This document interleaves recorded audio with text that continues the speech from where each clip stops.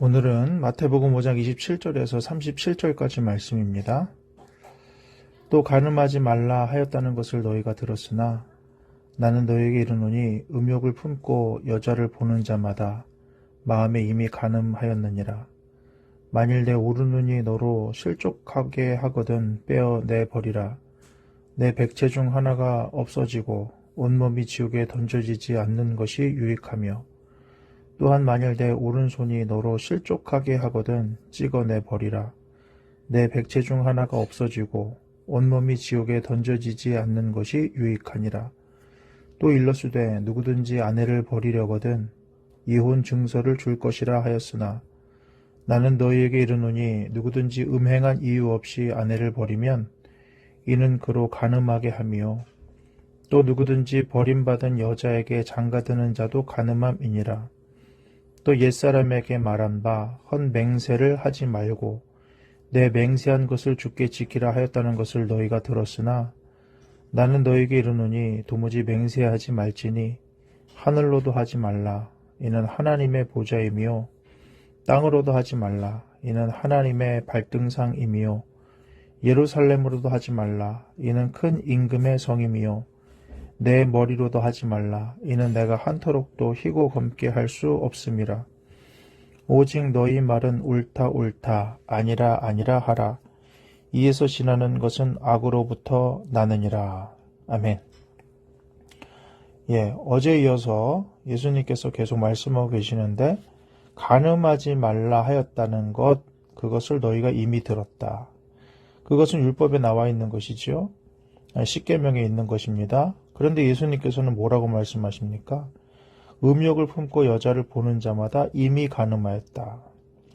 다시 말하면은 성적으로 탐하기 위해서 여자를 보는 것, 여성을 하나님이 만드신 인격이나 하나님의 형상으로 보는 것이 아니라 소유나 대상으로 보는 것 자체를 하나님께서는 싫어하신다는 것입니다. 그리고 그것을 이미 간음하였다는 것은 결과를 말해주는 것입니다. 여성을 계속 그런 눈으로 바라보게 되고 그런 시선으로 보게 되면 결국은 간음하게 된다라는 것을 말하고 있죠. 29절에 만일 내 오른눈이 너로 실족하게 하거든 빼어버리라. 내 백체 중 하나가 없어지고 온몸이 지옥에 던져지지 않는 것이 유익하며. 오른눈이 실족하게 한다는 것은 눈으로 우리가 뭘 볼 때 보통은 의도를 가지고 보지 않습니까? 의도를 가지고 악한 마음을 가지고 뭔가를 보게 됐을 때 차라리 실명하는 것이 낫다. 왜냐하면 그것이 우리의 몸을, 우리의 존재를 지옥으로 끌고 가기 때문에 그렇습니다. 또한 만일 내 오른손이 너로 실족하게 하거든, 여기서는 눈은 의도를 말하고 손은 행위를 말합니다.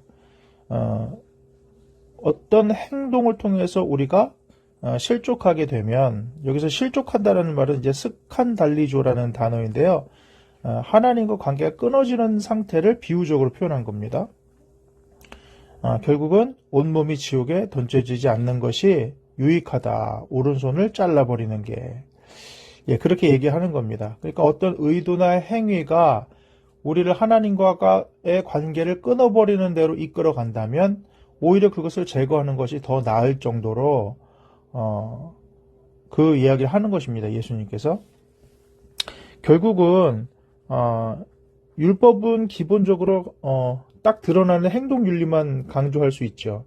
그러나 예수님께서 말씀하시는 것은 내면적인 윤리까지 포함되어 있다라는 것이고요. 방향성을 말하고 있다.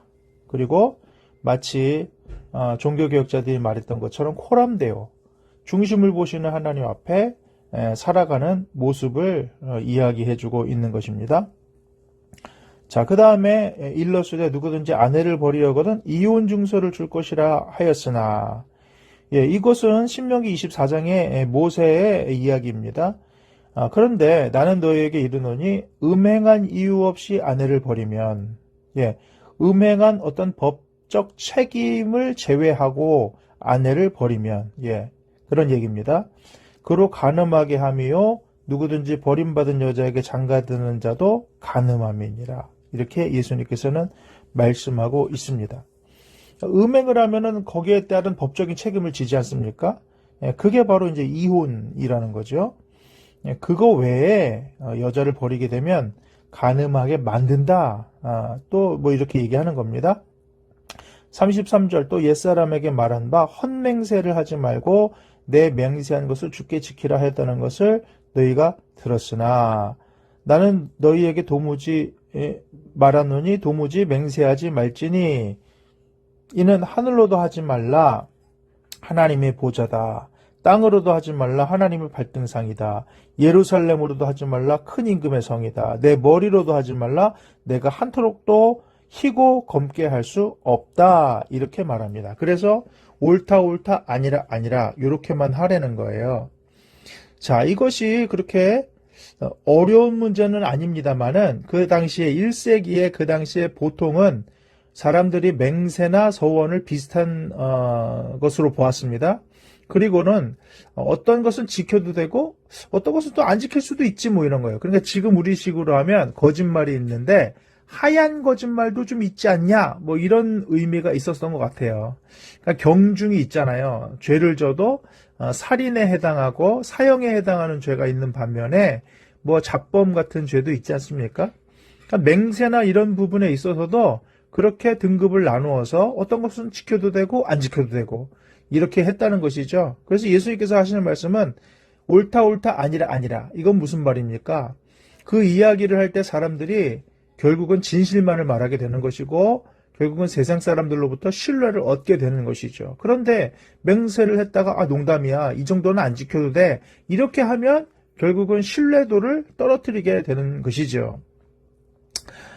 결국은 우리가 맹세를 못하는 이유는 사실 우리에게는 그 맹세를 지킬 만한 권위도 없고 능력도 없기 때문에 그렇습니다. 우리는 하나님이 아니잖아요. 우리 몸도 우리가 어떻게 못하지 않습니까? 그렇기 때문에 너희는 니네가 맹세를 지킬 수 없기에 지킬 수 없는 맹세를 하지 말고 맞으면 맞다, 틀리면 틀리다 이렇게만 말하라는 것입니다. 마치 너희는 세상의 소금이요 너희는 세상의 빛이요 하는 것과도 일맥상통한 것 같습니다. 자, 오늘 말씀을 보면서 하나님께서 원하시는 것, 예수님께서 원하시는 것이 무엇인가? 서기관들보다 율법사들보다 바리새인보다 더 나은 의를 가져야 되는데 그 사람들은 기록된 대로 행하는 것에만 치중되어 있었습니다. 마음은 어떻든지 간에. 그런데 예수님께서 원하시는 건 뭐예요? 마음도 보시고 그 방향성도 보시고 의도도 보신다는 거예요. 행위를 안 보시는 것도 아닙니다. 결국은 훨씬 더 그 율법의 범위가 커지지 않습니까? 이것을 지키면은 바리새인이나 서기관의 의보다 더 나은 의를 가질 수 있다라는 거죠. 결국 우리가 하나님 앞에 지켜야 되는 것은 사람들이 모르는 중심이 아니라 하나님이 아시는 중심까지도 지켜야 되는 그런 율법의 사람이 되어야 하는 것입니다. 어렵습니까? 그것이 하나님께서 원하시는 것이다. 결국은 우리가 뭔가를 행할 때 하나님께서 원하시는 것이 무엇인지 고민해 보아야 된다라는 것이죠. 하나님은 중심을 보십니다. 코람데오, 우리는 하나님 앞에서 살아가는 자입니다. 그것을 잊지 않는다면 하나님께서 주시는 율법도 어렵지 않게 지켜갈 수 있지 않을까 그런 생각을 하게 됩니다.